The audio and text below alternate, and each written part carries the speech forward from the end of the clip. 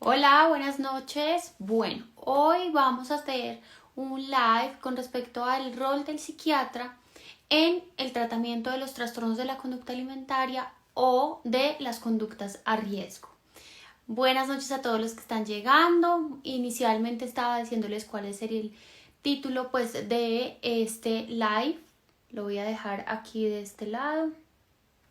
Perdón.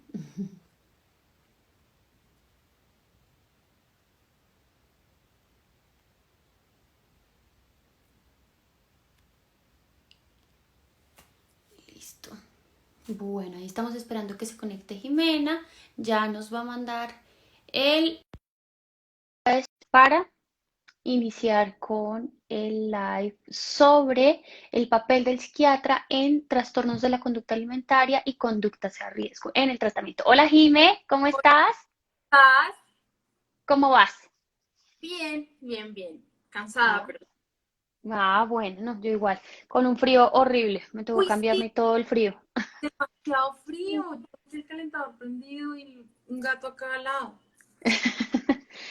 Bueno, pues primero contémosles un poquito como sobre qué se va a tratar. El live de hoy se trata sobre el rol del psiquiatra en en los tratamientos para trastornos de la conducta alimentaria o conductas a riesgo. Nosotros dejamos unas preguntas, cada una, Jimé en su perfil y yo en mi perfil, para poder como ir resolviendo todas estas dudas, todas estas preguntas que se puedan como presentar a lo largo como de esta temática.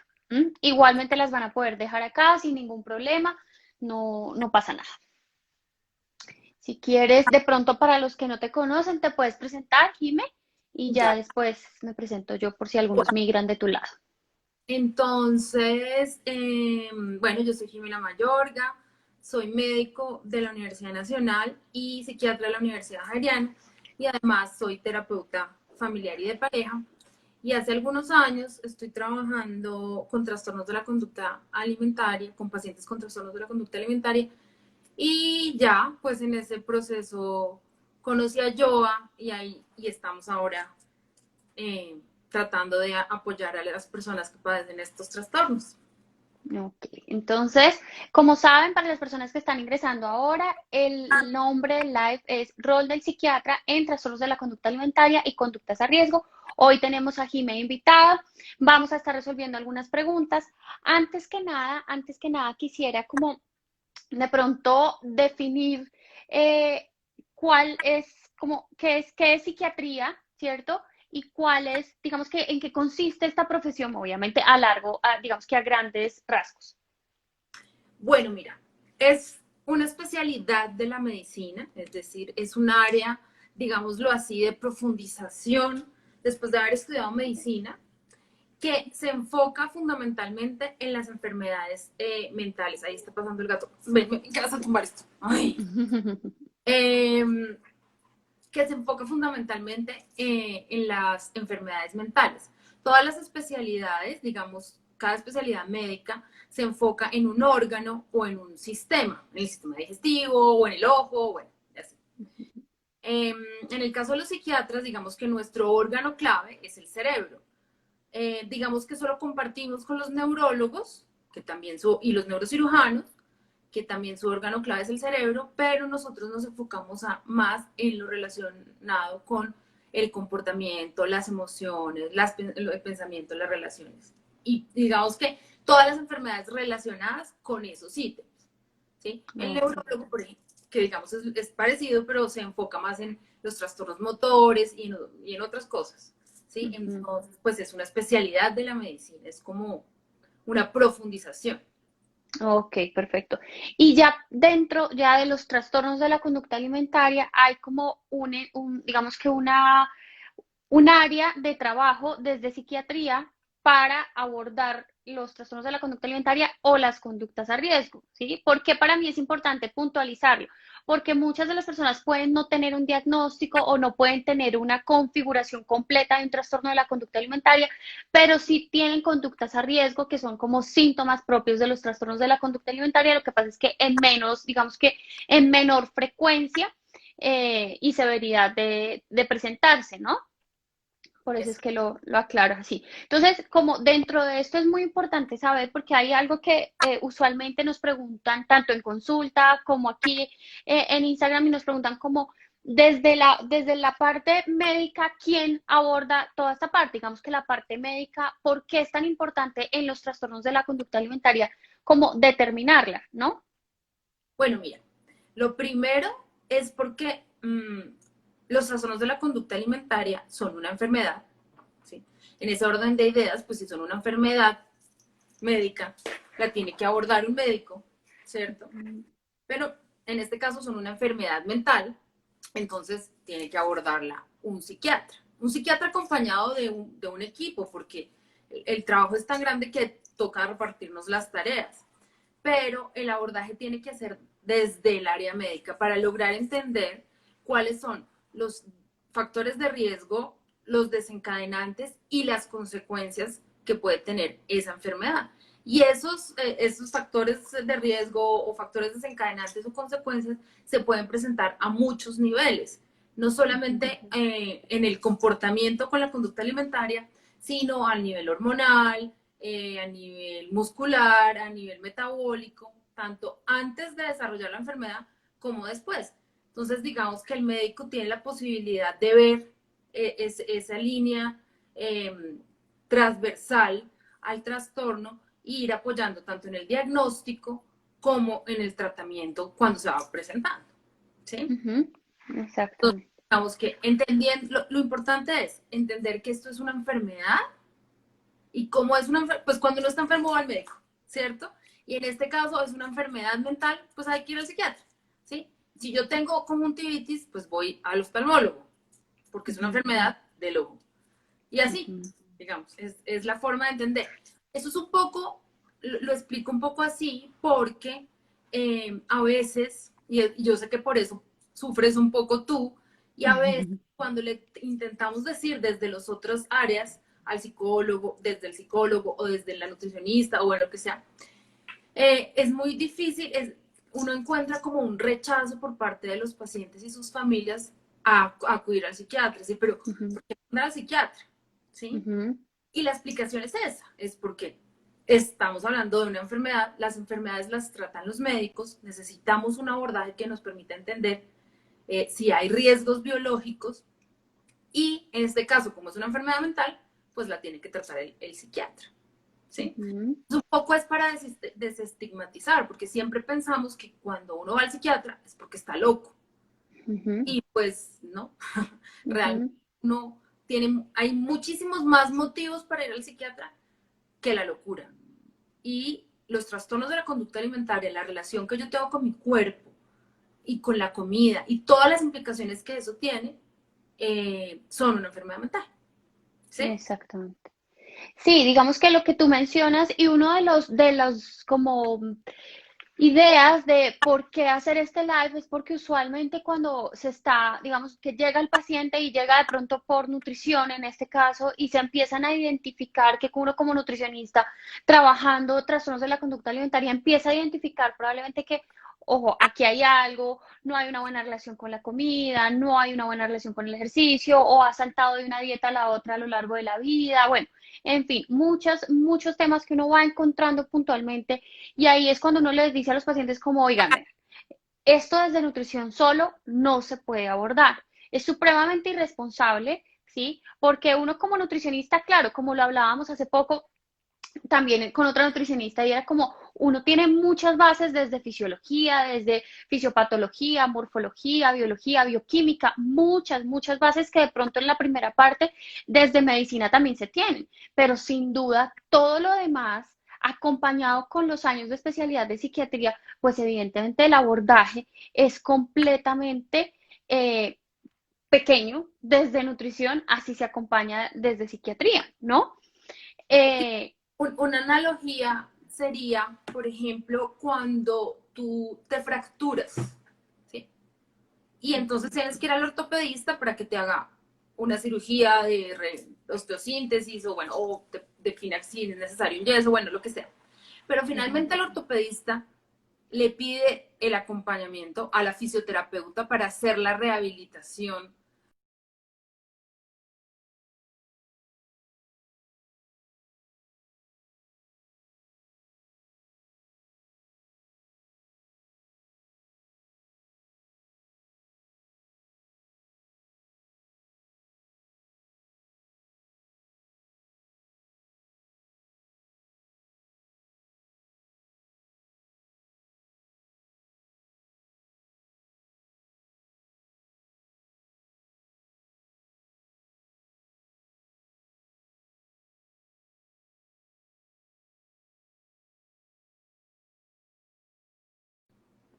Hola.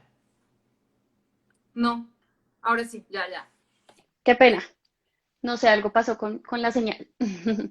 Entonces, el ejemplo que estaba poniendo es, si nos fracturamos, el ortopedista hace la osteosíntesis, lo que tenga que hacer con el hueso, y después necesita el apoyo de la fisioterapeuta para que haga Ujú, la rehabilitación, ¿sí? Bueno, es algo así.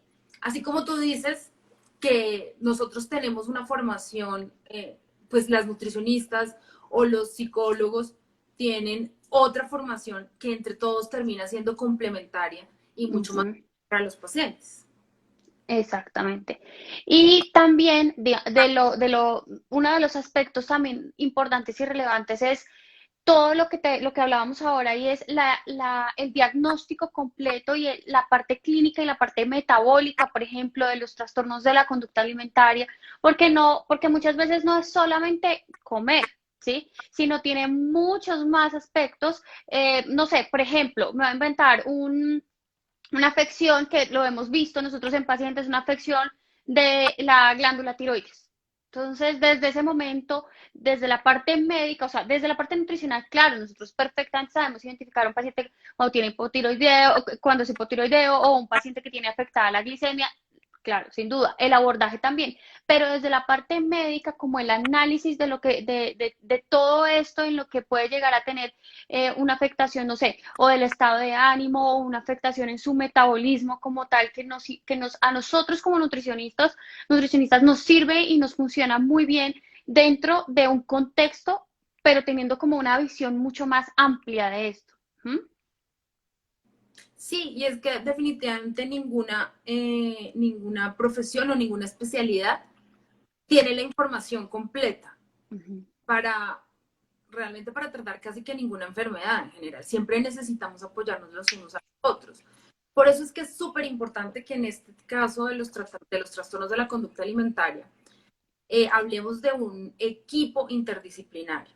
Y digamos que hago énfasis en el equipo porque no es suficiente que tengamos los tres profesionales, pero que entre esos profesionales no haya una comunicación y una sincronía para Ujú. alinear como las estrategias para conseguir los objetivos. ¿Sí? Entonces a veces sí tenemos el nutricionista o tenemos el psiquiatra o el psicólogo, pero aisladamente no tenemos el mismo resultado, ¿sí? Porque digamos que a veces cuando trabajamos juntas, entonces tú haces algo a nivel de la pauta, haces algún ajuste y yo lo complemento con alguna intervención a nivel emocional o a nivel familiar y el psicólogo lo complementa con alguna intervención comportamental y así vamos generando cosas. Mientras que si no nos Exacto. hablamos, puede que sepamos mucho y queramos hacer mucho y lo estemos haciendo bien, pero no potenciamos ese, como ese rol de cada uno. Exactamente. Y ahí puntualmente va entonces, si nos adentramos un poco más en el tema y el título del que tenemos hoy, ¿cuál sería el rol desde el psiquiatra? Obviamente hay muchos, sí, yo sé que digamos que depende, por ejemplo, las estrategias que se utilicen en cada paciente, hay muchas cosas que pueden ser en casos muy puntuales, pero si habláramos en términos generales, como para que las personas puedan entender muy bien la importancia, uno, ¿cierto?, de tener un tratamiento en conjunto con psiquiatría, con psicología y con nutrición, y de cuál sería ese papel, cuál sería ese rol y esas funciones dentro de un tratamiento para trastornos de la conducta alimentaria de un psiquiatra. Bueno, entonces, puntualicemos. Primero que todo, el diagnóstico, hacer el Ujú. diagnóstico. Según, digamos, los criterios y según la historia clínica del paciente y cómo se han presentado los síntomas, pues lo primero es, después de una evaluación completa, que requiere una evaluación médica, una evaluación paraclínica y una evaluación del estado mental y de la historia del estado mental, pues entonces hacer el diagnóstico. Ese es el primer paso, valoración, evaluación y después diagnóstico. Una vez se haya establecido como tal el diagnóstico, que a veces puede ser muy general, pero que se necesita especificar porque esa especificación permite generar o definir el tipo o las necesidades de tratamiento que se tienen. Entonces, el primer paso, evaluación. Segundo paso, definir el diagnóstico. Tercer paso, definir el tratamiento y empezar a ejecutar el tratamiento. Entonces, dentro de ese tratamiento, ¿cuál es el rol concreto del psiquiatra? Primero, estar pendiente de las complicaciones médicas que se puedan presentar, ¿sí? tanto para diagnosticarlas o para remitirlas si es necesario o para tratarlas, dependiendo de cada caso. Hay algunas cosas que se pueden tratar, pero otras que los psiquiatras pues ya no sabemos o es preferible que remitamos a otro especialista. Uno es evaluar y hacer seguimiento de las complicaciones.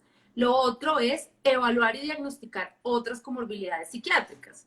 Eso quiere decir, y que es muy frecuente, porque la gran mayoría de pacientes con trastornos de la conducta alimentaria tienen comorbilidades psiquiátricas. ¿Y qué quiere decir comorbilidad psiquiátrica? Que tienen otra enfermedad asociada, como la depresión, muy frecuente, como los trastornos de la ansiedad, muy frecuente, como el trastorno obsesivo compulsivo, como el trastorno afectivo bipolar, como los trastornos de personalidad. Entonces el psiquiatra tiene que hacer ese diagnóstico, evaluar y definir ese diagnóstico y asimismo definir un tratamiento. Porque si no está establecido ese tratamiento, esa enfermedad no tratada puede convertirse en un obstáculo para la recuperación de los trastornos de la conducta alimentaria. Okay. Esa es otra cosa.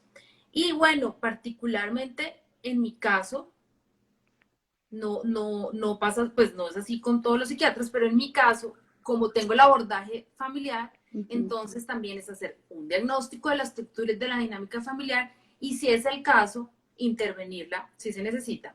Y si no, me encargo de la educación a los papás para convertirlos en ese apoyo que necesitan las personas en este proceso de recuperación. ¿Sí? Y una vez ya definimos todos esos tratamientos o todas esas estrategias, puntualmente, en la manera en que trabajamos, me encargo, digamos, me enfoco en la temática relacionada con las emociones y con las relaciones interpersonales, que son dos áreas muy afectadas en los trastornos de la conducta alimentaria. Así más o menos a grandes rasgos. Perfecto. Ahí, digamos que mencionas un aspecto muy importante y es el tema del enfoque de familia que cuando nosotros abordamos desde, digo nosotros con nuestro equipo, Jimena, Santiago y Joana, cuando abordamos un paciente así, se hace muy importante y digamos que para nosotros es un plus que tú tengas ese rol en temas de familia porque es supremamente importante tanto desde la parte de educación como desde que aprenda, porque justo ahorita tengo una pregunta que te voy a hacer sobre esto de familia, como que la familia realmente sepa en qué consiste. Digamos que muchas veces se ve que las personas al no saber qué es esto, qué es un trastorno de la conducta alimentaria, y mucho menos pues como las clasificaciones que hay o los diferentes diagnósticos que hay en las especificadas y no especificadas, pues poco como que tendrán conciencia en que realmente es una enfermedad y que hay que tratarla como tal, sino que como muchas veces hemos visto se confunde con un capricho, o esto es una moda, o esto es pasajero propio de adolescencia. Digamos que muchas cosas que se ven relacionadas de esta manera, pero que teniendo como el tema de familia es supremamente importante dentro de este abordaje, ¿no? Completo. Sí, porque los trastornos de la conducta alimentaria están muy relacionados con las dinámicas familiares. No podemos decir que la dinámica familiar sea el culpable o el responsable de los trastornos de la conducta alimentaria, pero sí favorece. Y se convierte, y además porque los TCA afectan a la dinámica familiar. O sea, la enfermedad tiene un impacto en la mamá, en el papá, en los hermanos, en las relaciones. Entonces eso también hay que paliarlo de alguna manera. Y lo otro es porque muchas veces, desafortunadamente, las mismas dinámicas o las mismas relaciones intrafamiliares se convierten en mantenedores de los síntomas. Entonces es muy importante intervenir eso. Yo pienso que no hacerlo siempre deja una pata coja, siempre, ¿sí? Digamos, claro, no Sí. lo que tú dices, no todos los equipos tienen esa posibilidad, pero siempre si no se hace algo con la familia, los riesgos de recaída son un poquito mayores. Exactamente, exactamente. Tanto porque en la familia pueden haber este mismo tipo como de conductas normalizadas, ¿no? Como de la dieta, los comentarios de cuerpo que son tan frecuentes en familias que tienen una persona con un trastorno de la conducta alimentaria o en las familias regulares. Uno normalmente cuando escucha en una conversación de familia, de amigos, de lo que sea, está el tema del cuerpo, está el tema de la comida. Entonces, obviamente puede llegar a ser lo que tú mencionabas, un disparador o un mantenedor de los trastornos de la conducta alimentaria o de los síntomas relacionados con estas conductas a riesgo. ¿Mm? Y me te fuiste un ratico. Ya, ¿listo? Sí. Eh, y bueno, y entonces ya entrando como en ese tema, fíjate que dentro de uno yo creo que los mayores estigmas que hay alrededor de esto es la medicación, el miedo por que esta medicación sea o se vuelva de alguna manera como adictiva o bueno, no sé, como que todos los mitos que hay alrededor de esto, porque también hay algunas preguntas sobre esto, pero antes que nada, me parece importante resaltar eso que no hemos hablado un segundo de la medicación sin que no sea importante, sino que hay muchas otras cosas más allá de lo que se tiene en la cabeza, que es el papel de un psiquiatra. ¿Mm? Sí, eso me encanta, porque mira, siempre pensamos que el psiquiatra, de hecho a nosotros nos dicen pepiatras, ¿sí? Porque Ujú. siempre pensamos que el rol del psiquiatra es formular pepas para estar tranquilo, para dormir, o para no llorar, que eso es lo que la gente piensa. Y no, el rol del psiquiatra es muchísimo más amplio. Es eso que les estaba diciendo, entender que las enfermedades mentales tienen una relación con el funcionamiento del cuerpo, un funcionamiento médico. Eso nos permite entender más cosas. Eso es un poco lo que nos diferencia de los psicólogos y ahorita lo explico más a fondo. Eso en primer lugar. Y en segundo, parte de nuestra formación en la especialización nos da herramientas psicoterapéuticas para abordar los temas comportamentales. Es decir, sin volvernos psicólogos, porque pues claramente los psicólogos es una carrera específica en eso, sí tenemos, sí adquirimos en el proceso de formación herramientas psicoterapéuticas que complementan. Entonces lo que hacemos los psiquiatras no es solamente formular, sino además de formular, intervenir, apoyar el trabajo del psicólogo que Ujú. sí se enfoca básicamente en eso. Ahora, en el caso particular de los trastornos de la conducta alimentaria, dado que no hay evidencia científica de que haya medicamentos, no hay una gran evidencia científica de que haya medicamentos que curen los trastornos de la conducta alimentaria, ¿sí? No hay un medicamento hecho para eso. Entonces, en realidad, lo que sí tiene evidencia es la intervención terapéutica. Entonces, en el, no sé, 70% más o menos, en el 70%, que saluden pues, en el 70% de los casos, los pacientes no están medicados, ¿sí? Están Ujú. intervenidos terapéuticamente, nutricionalmente, bla, bla, bla. Son muy pocos los que medicamos. Y los medicamos usualmente para las comorbilidades que les decía anteriormente, ¿sí? Y muy pocas veces utilizamos medicamentos específicos o para la bulimia, que es para el único que Ujú. hay, porque para Ujú. la anorexia no existe aún, ¿sí? Y bueno, también evitamos formularlos, no porque esté mal, ¿sí? No porque hagan daño, sino porque nos enfocamos más en fortalecer todas esas estrategias que van a quedar en cada paciente y en su familia para hacerle frente a esa enfermedad. Ujú. Dios. Exactamente, ahí está. ¿Quiere participar? Simplemente, simplemente dejamos la medicación para cuando es necesario. Es decir, si es necesario lo hacemos, si no, pues no. Y hay criterios médicos para escoger cuándo iniciar un tratamiento o no. ¿Sí? Ujú. Eso está muy, muy definido. No es medicar por medicar. ¿Sí? Que es de pronto el miedo de muchas personas que no quieren medicar. Y bueno, eso ya es otro tema y es el miedo que le tiene la gente a los medicamentos y realmente todo lo que la gente piensa de los medicamentos psiquiátricos casi que todo es mentira. Por ahí un 10% Ujú. de lo que te dice de los medicamentos psiquiátricos es verdad. Yo hace un tiempo hice un live hablando de eso y la cantidad de mitos es, sí, es Claro, parte de mi rol. Si tengo que formular, entonces tengo que claro. explicar al paciente y a su familia por qué lo hago, para qué lo hago, por cuánto tiempo, cómo lo voy a dosificar, cómo lo voy a retirar, ¿sí? Cómo Ujú. funciona, para que y cuáles son los efectos colaterales si es que los tiene, para que Claro. las personas tengan eso. ¿Sí? Exactamente, exactamente. Otro de los, digamos que dentro del rol que de pronto como nutricionista y como médico psiquiatra compartimos muchas veces también es ir abordando toda esta parte que se complica médicamente, clínicamente y metabólicamente dentro de las enfermedades. Por ejemplo, no sé, que se complique el manejo de la hipoglicemia, por ejemplo. Obviamente las dos trabajamos en conjunto con estrategias, obviamente desde psicología también. Lo que pasa es que cada una de las herramientas o cada uno de los objetivos que tenemos, muchas veces nos encontramos los tres trabajando desde nuestra área en eso. Una de las cosas, por ejemplo, me voy a inventar, el exponerse a estos alimentos temidos, ¿cierto? Entonces, el exponerse a un alimento temido está en que la nutricionista organice de una estructura, en qué momento, bajo qué porción, digamos que todo, esta parte. Desde psicología, pues está todo el tema de las herramientas y pues digamos que para poder lograr hacerlo, por ponerlo muy en términos muy generales. Y desde psiquiatría, por ejemplo, y con tu enfoque lo hacemos mucho también desde el tema de familia, cómo la familia puede llegar a apoyar en estos momentos difíciles, de qué manera, si la paciente no quiere, si no lo logra, si bueno, como que todo eso. Entonces encontramos que muchas veces nos vemos los tres. Te pongo un ejemplo que nos pasó hoy, ¿sí? Y es que hoy vimos una paciente y decidí pesar a la paciente.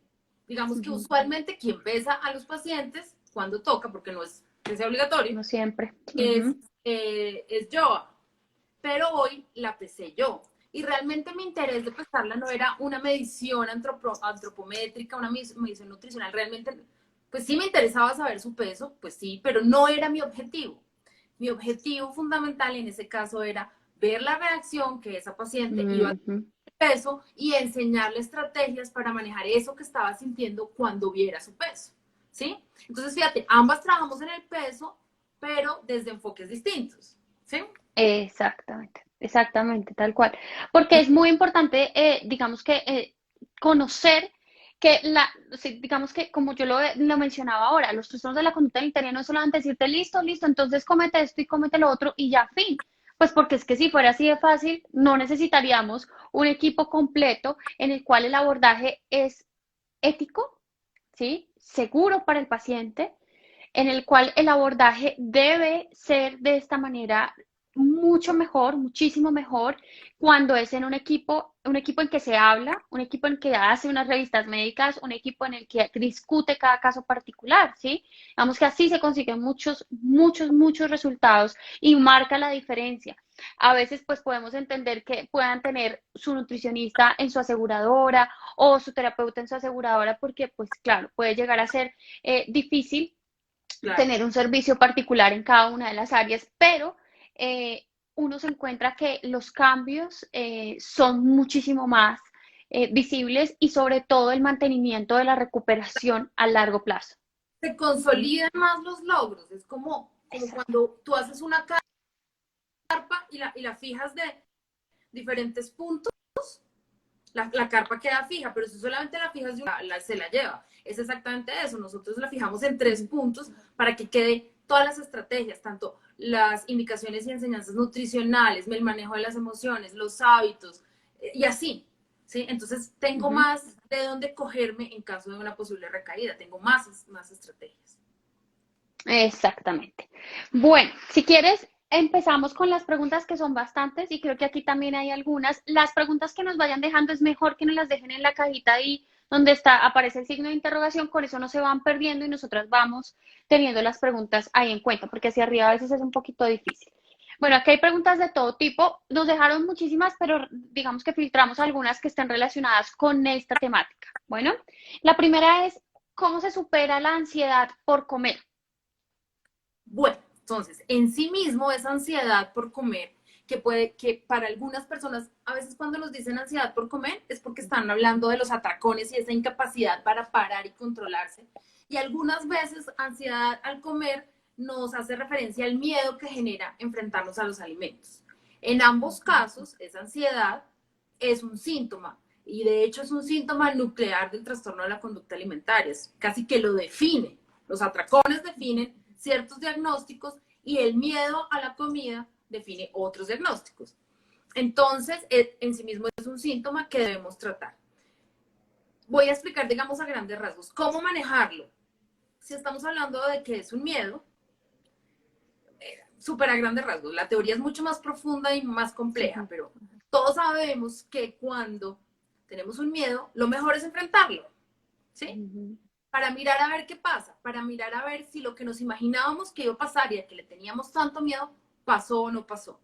Y una vez tengamos la evidencia, muchas veces, repetido muchas veces, podamos decir, no tiene sentido que yo tenga miedo a esto porque no pasó, ¿sí?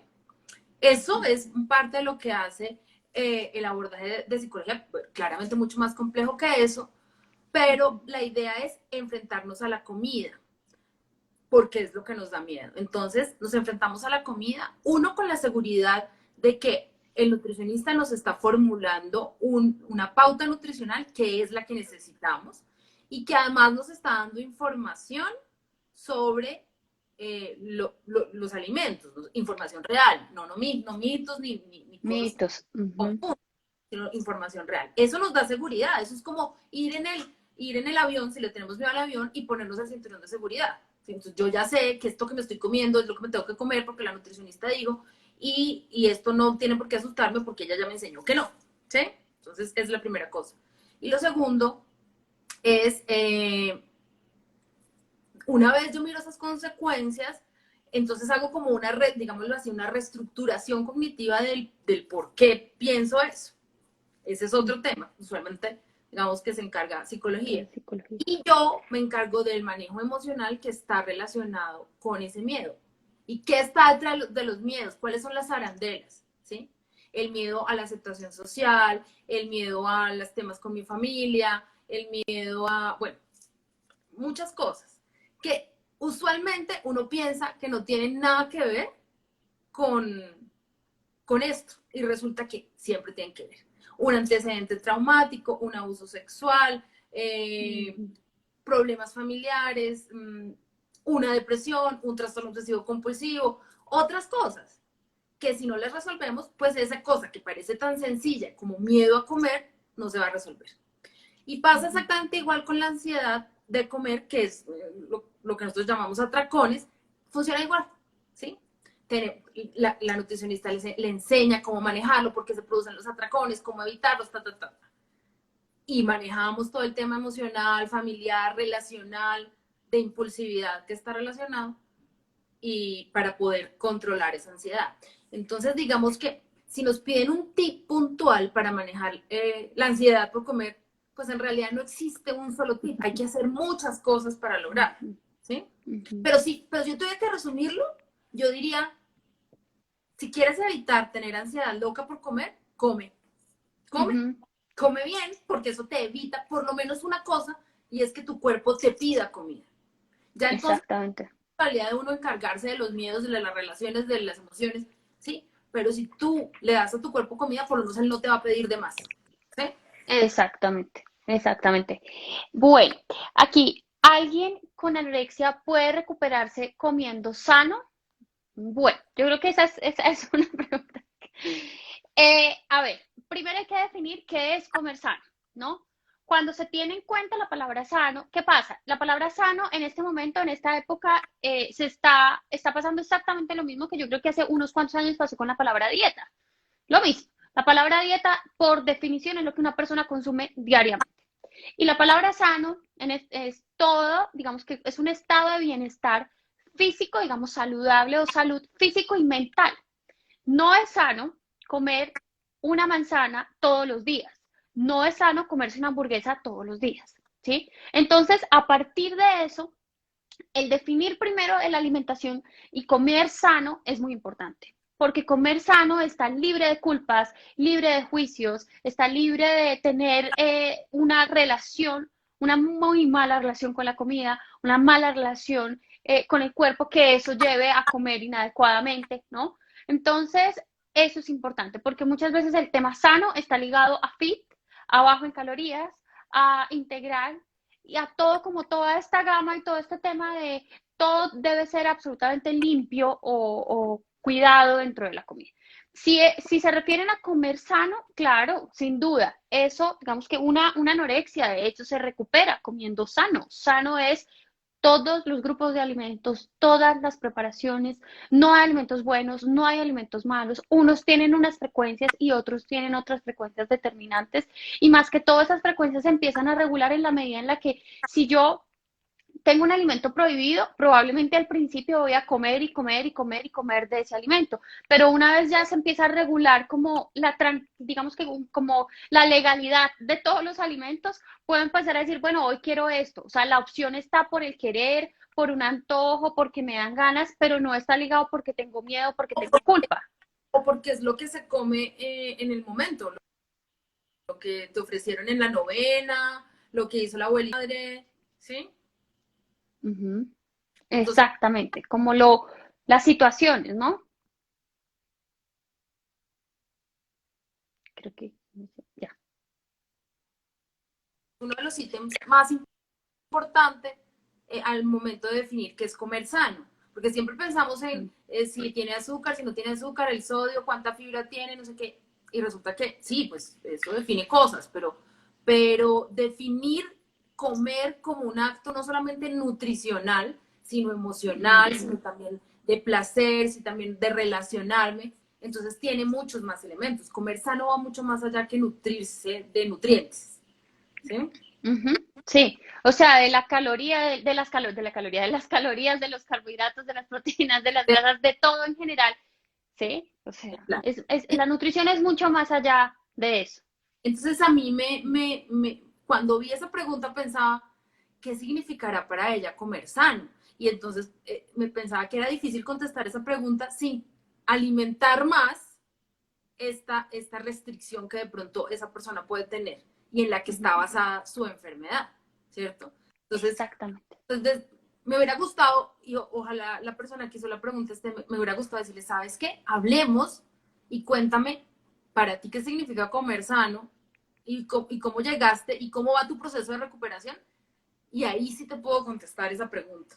¿Sí? Claro, sin duda, porque es que ese es el tema. Muchas veces también, y eso que, digamos que no es del tema puntual, bueno, sí, digamos que es de psiquiatría también, y es cuando se hace un abordaje, que nos preguntaban ahora que sí es importante que sea especializado desde trastornos o que tengan un entrenamiento, una experiencia en trastornos de la conducta alimentaria, que digamos que haya un abordaje desde esta área es supremamente importante porque igual puede llegar a pasar lo mismo.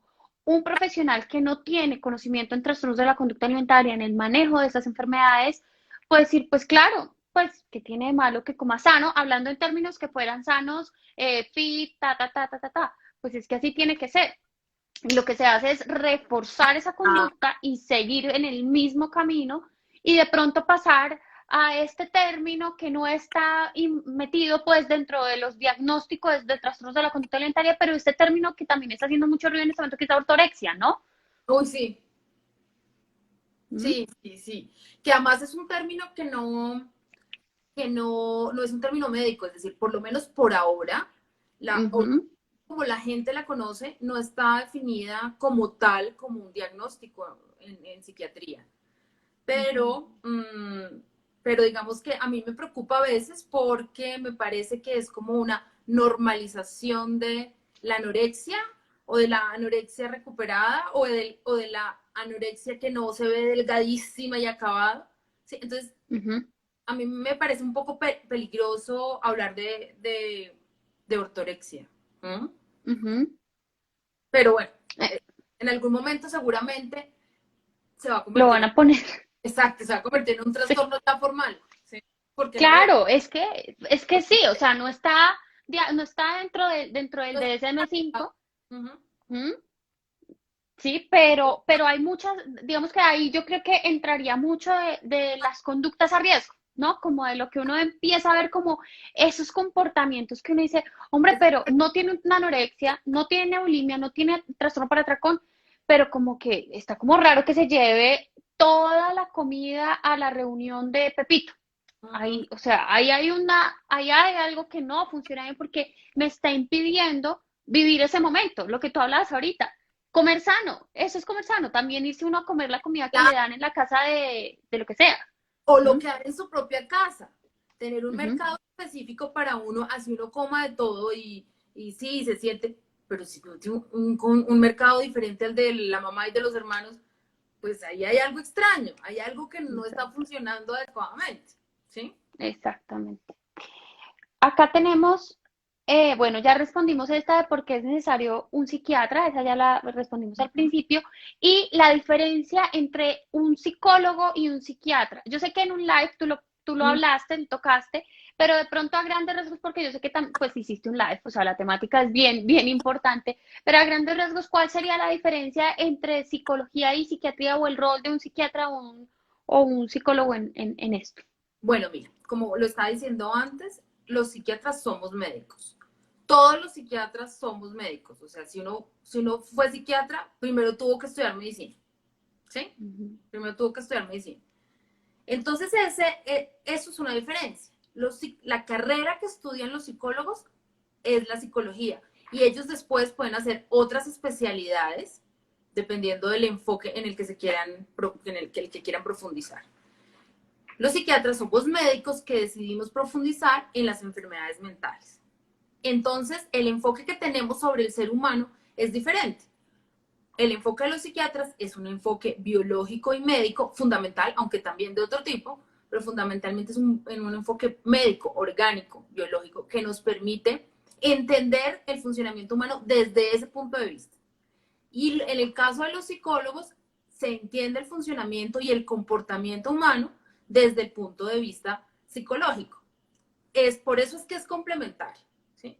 Eso, ujú. digamos, en términos de lo que es la formación y lo que es el entendimiento de los individuos.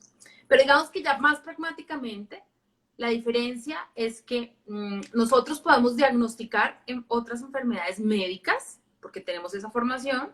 En ese sentido, podemos tratarlas, remitirlas, como lo que estamos hablando ahora, y también podemos medicarlos, porque tenemos la formación para que cuando sea necesario nos apoyemos en el medicamento y nos ayude a optimizar los resultados de algún neurotransmisor que no está funcionando tan bien y que tenemos que corregir para que las cosas funcionen mejor. Los psicólogos, como no tienen esa formación médica y biológica, pues no pueden formular. Ellos tienen otras herramientas diferentes para ayudar a los pacientes que algunas veces son suficientes, pero que otras veces no. Digamos que esa es la diferencia fundamental. No se Ok. trata, como a veces piensa la gente, es que si yo voy al psicólogo estoy menos grave que si voy al psiquiatra. ¿Sí? No es una cuestión de gravedad ni de graduación. No tiene nada que ver con eso. Ujú, ¿Sí? O no tiene nada que ver con que yo no estoy loco, yo no digo bobadas, yo no oigo voces, yo no le pego a nadie, entonces yo no, tampoco tiene que ver con eso. ¿Sí? ujú, Que es como a veces dividen o parametrizan las personas, ¿no? No, yo no estoy tan grave, yo primero voy al psicólogo. ¿Mm? ujú. Y no funciona así. ¿Sí? Ok, listo.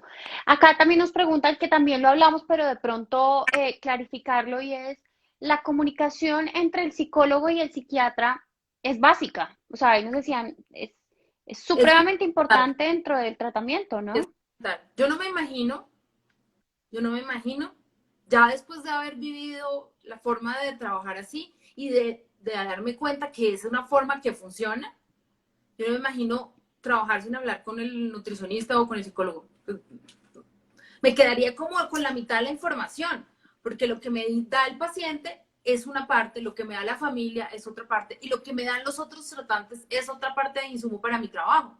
Entonces, Ujú, si yo no sé qué está opinando la nutricionista de la evolución que ha tenido, pues me quedo coja, me quedo coja. ujú. Entonces, para mí no existe otra forma de trabajo. O sea, si no es en equipo, es muy difícil. ¿Sí? Ok. Otra pregunta que nos hacen acá es, ¿un trastorno por ansiedad puede desencadenar un trastorno de la conducta alimentaria? Sí, puede desencadenarlo, puede acompañarlo o puede ser una consecuencia. Es decir, puede que yo tenga una ansiedad y secundariamente genere un trastorno de la conducta alimentaria. Por ejemplo, el típico caso es, tengo un trastorno obsesivo compulsivo y de manera secundaria genero una anorexia. ¿Sí? Pero también puede pasar que yo tenga anorexia o bulimia y como consecuencia genere un trastorno de ansiedad. ¿Sí? Pero Ujú. también puede pasar que no es que sea uno causa del otro, sino que los dos estén al tiempo. ¿Sí? Entonces, y la verdad no importa Ok. qué pasó primero, lo importante es tratar lo que haya. ¿Sí? Tratar los dos. Ujú. ¿Qué hago si mis papás no me creen que tengo un trastorno de la conducta alimentaria y piensan que se superan solos? Esa es una pregunta muy difícil porque es muy difícil de resolver esa situación. Porque la gran mayoría y hacemos de hecho estas cosas es para que la gente poco a poco entienda qué son los trastornos de la conducta alimentaria. ¿Sí? Exacto. Todos los días tú, yo, Santi, hacemos post, live, mil cosas y le enseñamos, intentamos que la gente deje de pensar eso, porque la gran mayoría de gente piensa eso. Y a pesar de tener a alguien que está sufriendo y que lo estoy viendo cómo sufre con el tema, sigo pensando eso. Entonces es muy difícil. Ujú. La primera recomendación sería como, díselos claramente. Mira, yo tengo esto, no elegí tener esto me hace sufrir, quiero salir de esto. ¿Sí? Esa es una opción. La otra opción es, mira lo que leí, esto lo tengo yo, mira tú. ¿Sí? Y así un poco es, papi, mira, es que esto existe. Y la tercera opción, que yo pienso, porque esa pregunta me la han hecho muchas veces, la tercera opción es, venga, voy a pedir una consulta y usted, por favor, dígale que yo estoy enferma, que de hecho es muchas veces lo que nos Ujú. toca a nosotros, ¿sí? Sí. Ujú. Explicar, pues, mire, esta niña pidió ayuda y esto es lo que tiene. Entonces, si la cosa se complica mucho con los papás, yo lo que les sugiero a las personas es pidan una consulta y después nosotros les explicamos, ¿sí? Ujú. Claro, que así ya lo entienden mucho mejor, en el sentido en el que también la comunicación con la familia en esos aspectos puede ser un poco complicada, pero que asertivamente desde nosotros, desde el conocimiento, desde la evaluación de cada uno, de la reunión que nosotros hacemos posterior a la evaluación de cada uno, podemos decir, vean, esto es desde el área nutricional, esto se encontró desde el área de psicología y esto desde el área de psiquiatría y tiene esto y estas implicaciones, ¿no? Como para que lo entiendan un poco mejor. Y acá nos preguntan también cómo librarse de la culpa al comer. La culpa, al igual que la pregunta anterior de la ansiedad, la culpa Ajá. en sí misma es uno de los síntomas de un trastorno de la conducta alimentaria. Es decir, las personas que no tenemos trastornos de la conducta alimentaria simplemente comemos y no nos sentimos culpables. Nos dicen, ay, mi madre, comí mucho, pero ya no sentimos culpa. ¿Sí? Uh-huh. Y yo siento culpa de lo que como, culpa en el sentido de me siento muy mal con eso por haber comido, por haberme fallado, por haber roto la dieta, por haber comido algo que está prohibido, bueno, por todas las cosas que están en la cabeza de las personas que tienen TCA. Si yo siento culpa, pues en sí mismo es un síntoma. Entonces yo no puedo tratar síntomas aislados, así como no puedo tratar la ansiedad. Mira, el tip para tratar la ansiedad es este. No, tengo que tratar todo lo que está alrededor, ¿sí? Uh-huh. ¿Por qué puedo tener culpa yo de sentir, de comer algo? Porque eh, la información que tengo está errada y pues terrible. Si yo creo que comiéndome eso me va a dar hipertensión, pues ya me voy a sentir muy mal. Pero si realmente Uh-huh. la información me la aclaran, pues no. Porque el alimento lo asocio con otras cosas familiares, emocionales y se enreda en mi cabeza. Entonces realmente, como pueden ser tantas cosas, volvemos al punto de que tenemos que tratar, no es la culpa por, no es la ansiedad de, sino lo que tenemos que tratar es el trastorno de la conducta alimentaria.